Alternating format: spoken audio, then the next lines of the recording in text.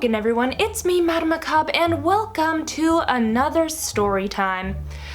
You guys have already seen the title, so you know this involves Walmart, and if you've been following me for a long time and have heard other story times, you know that I have a track record of having magical experiences at the old Wally World, and last night was no exception. Oh my god. Honestly, after all the crazy stuff that I've experienced in these stores, you'd think I would just, do the smart thing and go to a different store, but the problem is, I'm too lazy. I don't want to drive a couple extra miles to go to another store. So I just keep putting up with this Twilight Zone pocket dimension nonsense that happens around the local Walmart. I'm being all funny and kooky right now, but let me assure you that last night I was pretty terrified. I wasn't laughing when this was going on. So this is one of those stories where it starts out just a little bit awkward, but it doesn't seem all that harmful. It's not until the very end that I really realized how unsafe I felt about the whole thing. Like, literally up until that point, I was just thinking this poor person is just extremely socially awkward, and that's that. But by the end, I started to get unsafe vibes. So I was just doing my regular grocery shopping, minding my own business. Generally, people leave me alone. I go out in all black, and that tends to, it not only does it fit my nice spooky aesthetic, but it also works as a natural defense, because when you're out there wearing your little witch hat and all black, everything black, and they tend to just avoid you out here in suburbia. They don't like that. And that's just fine with me, because when I'm running errands, I don't want to be bothered. So I've got my RBS on, I'm all in my spooky clothes, I am just doing my grocery shopping, I'm almost done. It seems like it's an uneventful day, despite the fact that it is a madhouse in there, because I don't know why, I always end up going when it's insane. I go late at night trying to avoid crowds, and guess what? That's crowd night. Everybody's there and they're restocking. You can't get through the aisles. It's insane. But grumbling aside, so I go down the aisle that's got like the bottled water and the sparkling water and those things, and I'm trying to get this one type of sparkling water that I like, and I mentioned they were restocking. They had not gotten to this aisle yet, so the flavor I wanted was almost entirely picked over, but I did see some way in the back, and fortunately, since I'm tall and I have long arms, I was able to reach in and get some of the last ones of the kind I wanted. And this is where I encountered, we'll call him Trenchcoat, for obvious reasons. So as I park my cart in front of the sparkling water area, I see Trenchcoat round the corner down the aisle I'm on. So for context, he is, I want to say, between 6'2" and 6'3", kind of heavier set, wearing a trilby on top of a shoulder-length greasy black ponytail, and he's got the most stereotypical neckbeard you will ever see in your life, and those of you who know this type of fellow know exactly where this story is going. So Trenchcoat comes around the end cap and starts coming down the aisle. At first, I don't even notice him because I'm at a grocery store and people come up and down the aisles. That's what happens. So I go in, I reach in to get the flavor I want, and as I start pulling it out of the shelf, I notice he's getting closer and closer over to where I am. I notice he perks up when he looks in my direction, and I'm thinking, oh, he must want the same thing I got, and he realized this is where it is, because they're kind of hard to see because they're picked over and they're pushed way in the back. So I thought he was excited over the same reason I was excited to see some left. So I pull him, put him in my cart, and he gets closer and closer and stops right by my cart. And I'm thinking, oh, he wants the drink. Well, this is the point where I realize he's not interested in the drink, because he's right here in front of the drink, but he's not looking at the drink, he is looking at me. And I just don't know, maybe he thinks I'm somebody else, or maybe he's somebody who knows me from online, I don't know. No, he didn't preface it with, oh, hi, are you Madame Macabre? Or, oh, hey, I know you from blah, blah, blah. Like, it was straight up. He looked at me, looked at my cart, and then his opening line was, oh, you like that brand? That brand is trash. I know a better one I can show you.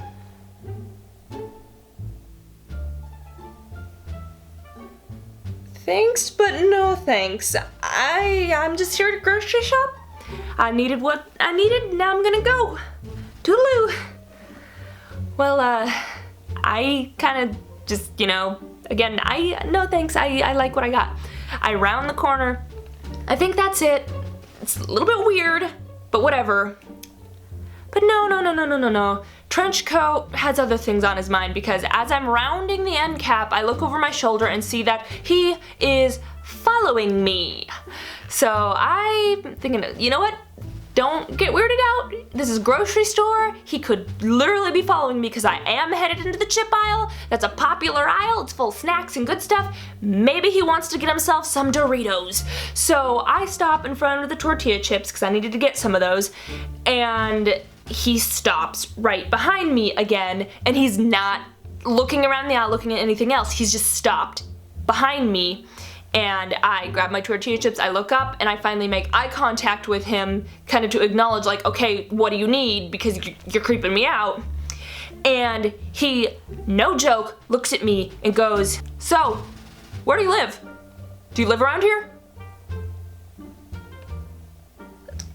Excuse me, I don't know you. Don't ask me for personal information. In reality, I had told him, oh, actually, I'm not comfortable telling people I don't know where I live, and I don't know you, so I'm not comfortable with this.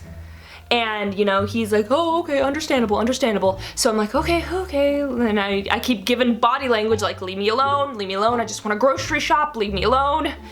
But he keeps on trying for it. Well, I imagine you must live in the area since you're at this store. Hey, that's a pretty hat. I was wearing my little pointy witch hat. You got a boyfriend? Not really looking for anything right now. I'm just looking for groceries, but thanks.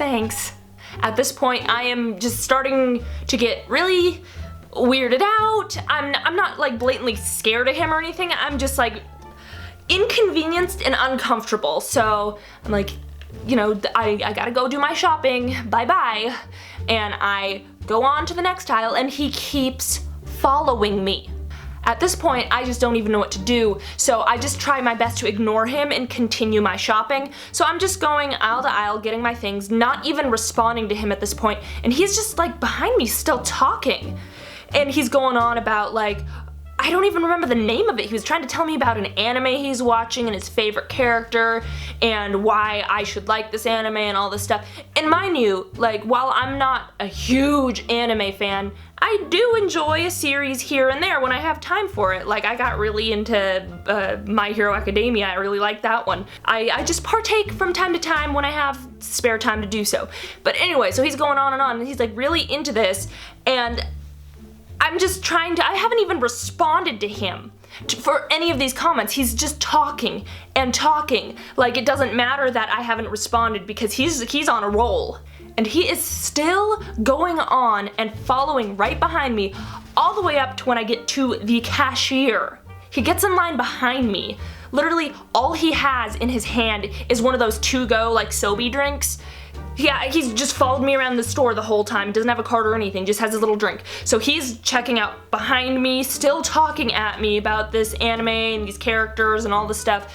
And I'm just like, oh my god, just leave me alone. I'm not saying anything out loud because it's late at night. He creeps me out. I'm just uncomfortable with the whole thing. So I check out, I get my groceries done. I think, okay, he's gonna have to pay for his. I have a moment to get out of here before he catches up.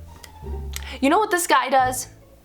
He decides he doesn't need his Sobe drink anymore. He just shoves it in one of those little coolers they keep up front and then tears it out so he can catch up to me, and he's behind me again talking. Oh wait, before you go, if you want to come back to my place, I can show you the anime and I can get you introduced to it. And I'm just thinking, oh my god, he's gonna follow me to my car. Like, I've been watching a lot of YouTubers who talk about like missing people and mysterious things, and I've been watching that a lot lately, and all these horror scenarios have gone through my head, like, creepy guy, I don't know, he's really big, he's trying to follow me out to my car, it's late at night, oh my god.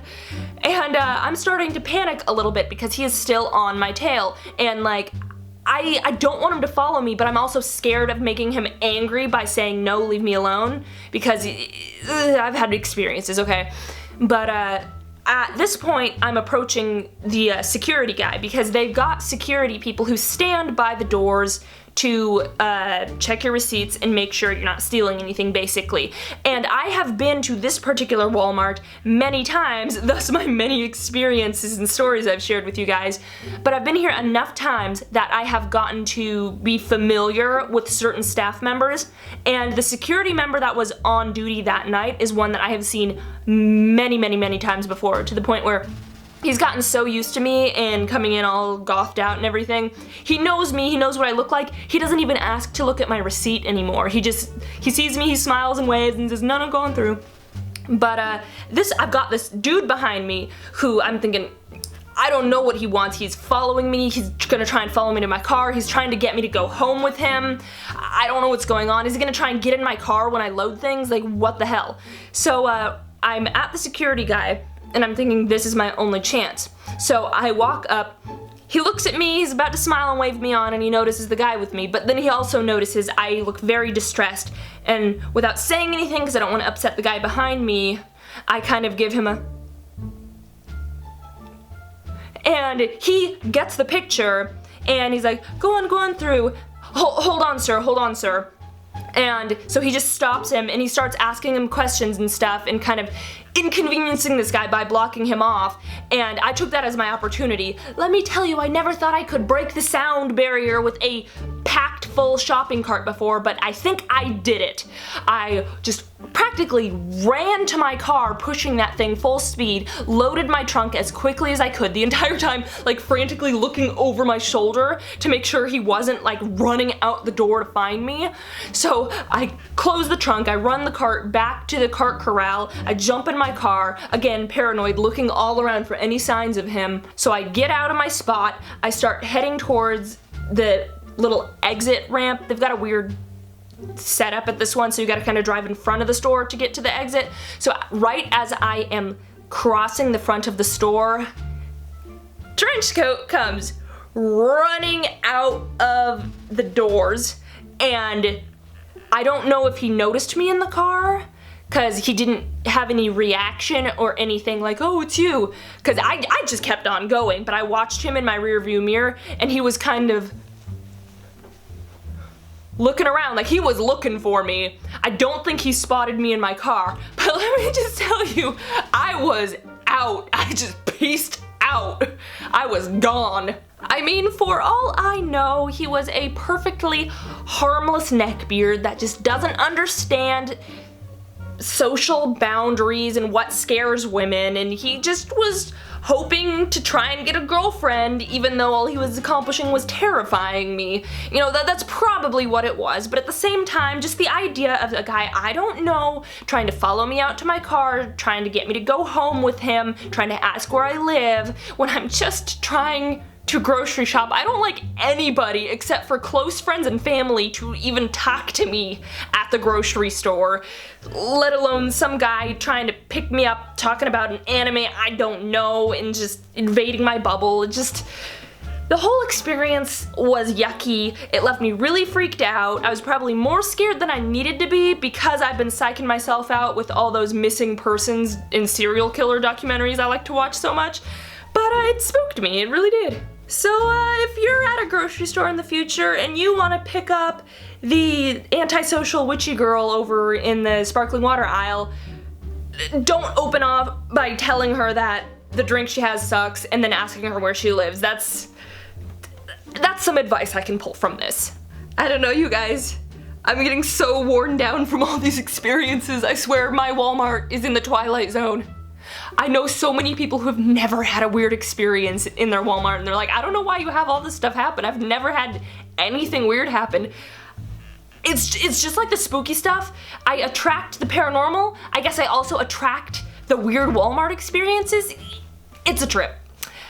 Anyway, have any of you guys had an experience like this at a grocery store or anywhere really? Have you had like a creepy trench coat, neckbeard dude try and follow you or figure out where you live or just plain make you uncomfortable?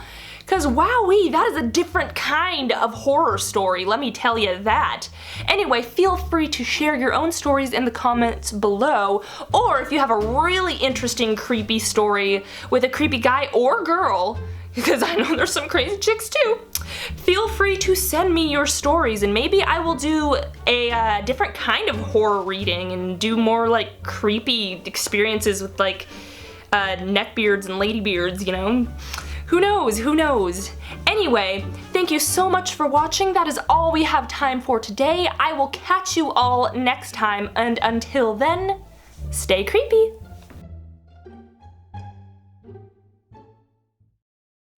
Thanks for watching, and before you go, here's a special shout out to my patrons who donated $20 or more. Painty, Zestros, Jane Ives, Fantasy Writer Cosplay, Dark Nito Taki, Avrok Levgri, Jesse, Kimimaro Kaguya, and Simon Leverdeer Delisle. Thanks so much, you guys! If you're interested in becoming a patron and helping me to keep YouTube creepy, please feel free to check out the link in the card.